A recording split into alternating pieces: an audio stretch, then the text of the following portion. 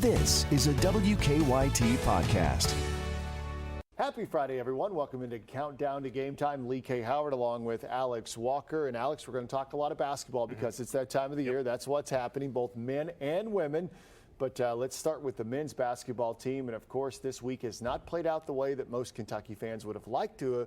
It had played out after the loss the other night for the Wildcats. Yeah, you're up 58-50 in the second half. Things seem to be going well. South Carolina's offense isn't doing anything. Then all of a sudden, a complete defensive breakdown from the Cats. They gave up 50, 60 points or so in the second half. 56 points in the second half alone. To a South Carolina team that has sputtered offensively all season long, losing to teams like Stetson. A tough loss. For whatever reason, that building, that city, that team has plagued John Calipari time and time again. I think it's his fourth loss in Columbia since he's been here. 4-4 overall. It's just something about that building. He's been teed up there a few times too, not this time around. But the good thing, though, is the players, from talking to them today, they don't seem too rattled, too phased. They realize there's a lot of season left. This is still so early in the SEC slate, and there's no time to sulk, and there's no time to hang your heads, because Arkansas is one of the toughest venues, not only in America to play in, but the SEC. It's definitely one of those top venues. It's rowdy. They call the Hogs, and it's going to be a tough place to deal with come tomorrow at 4 o'clock. Absolutely. First of all, a couple takeaways from the other night. I think one thing that Cal can really take that tape and show his guys, and he said as much after the game, that, you know, once you get somebody down by 14, then you got to extend that lead to 20 and further bury somebody. And that's what they did not do the other night. So just because they were up by double digits doesn't mean you're going to win the game. Now, Alex, this was the first game all season long that Kentucky was up by double digits at some point in the game and ended up losing the game. So I think that's kind of a wake-up call. You know, they just let South Carolina stick around too long, and that resulted in a big night for one guy, and he was able to knock down a big bank shot three to win the game. So it's an ugly loss, a black eye on their resume when it comes to Selection Sunday. There's not going to be a lot of complaining on Selection Sunday if you lose to South Carolina and Evansville and Utah. I mean, you can lose some games and still get a pretty good seed, but you can't lose to those kind of teams and get a good seed. Now, is there still time to get a good seed in the NCAA tournament? Absolutely. We're still building toward March, as John Calipari likes to say, and there are still a couple of quality wins out there, and this one on Saturday against Arkansas on the road is certainly an opportunity for that. It is, and Eric Musselman is a guy, first-year head coach for Arkansas that came over from Nevada. He's one of those up-and-coming young coaching stars in the business, and you can see why in year one already in Arkansas what he's been able to accomplish. This team has beaten some really strong opponents. They're nearly unbeatable at home. And when you got a young nucleus and a young coach that believes they can win, it's going to be a tall task for Kentucky on Saturday. The players know, a lot of these players haven't played in Fayetteville, but they've known from talking to Nick and guys that have played there, this is a tough venue. You might not think of Arkansas as a team that historically is good at home. Arkansas is tough to be in that building. It's rowdy, and on a Saturday at 4 o'clock, it's going to be a packed house. They're a pretty good team any way you look at it, even not at home. I watched them. The game right after Kentucky's on Wednesday night was Arkansas against Vandy at Vandy, and they handled Vandy, and it wasn't that big of a contest for the entire game. So, and of course, when Kentucky comes to town, it's going to be even an elevated sense of them wanting to play even better against the Wildcats. So Arkansas and Kentucky, 4 o'clock Saturday afternoon on ESPN. Like I said, a chance for the Wildcats to get back. You talked to John Calipari this afternoon. Yeah. What was kind of his message to maybe his team or to everybody else? It was kind of the way he started the press conference was pretty funny. He said that when the loss first happened, they go in the locker room, and he says, guys, look, tough loss. It happens. Let's get on the plane. Let's get home. And he said when he started watching the film on the plane, he's like, guys, come to the front of the plane. We got to talk about this. What happened? You give up 56 points in the second half. What happened defensively? So it was kind of funny when the loss soaked in, he's like, guys, come to the front of the plane. What in the world happened? But look, like the guy said, let's refocus. And John Calipari also said, after that loss, he had individual meetings with each player, like he does after most games, and asked each guy, is there anything I'm asking you to do that you can't do? Is it rebounding? Is it setting screens? Is it hustle plays? He asked Johnny and Keon, guys, am I asking you something that you can't do? Because tell me, and I won't ask you to do that. Right. Because he doesn't want guys playing to their weaknesses. He wants them playing to their strengths.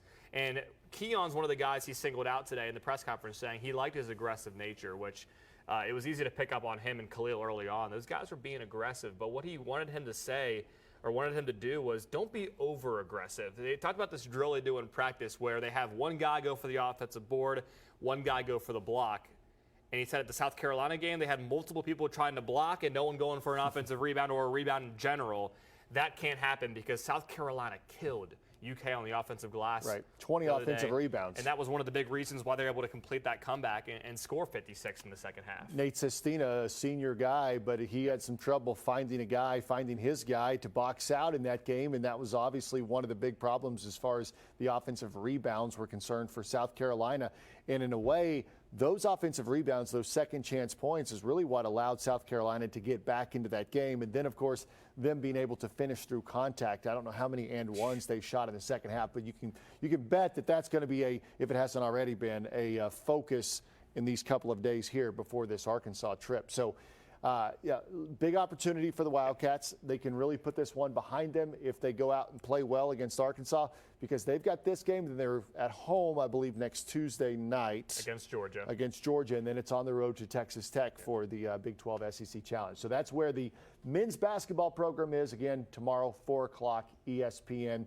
This guy right here will have the highlights for you tomorrow night right here on WKYT. Let's talk about the women, though, because it's not all doom and gloom when it comes to basketball in Kentucky, because the women's team, the 11th-ranked Kentucky women's team, is coming off a very dominating win last night over the 12th-ranked Texas A&M Aggies. It was an impressive win.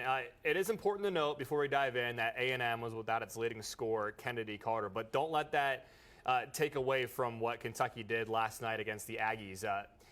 They didn't just beat them. They beat them by 22 points. Ryan Howard is the easy storyline to look at.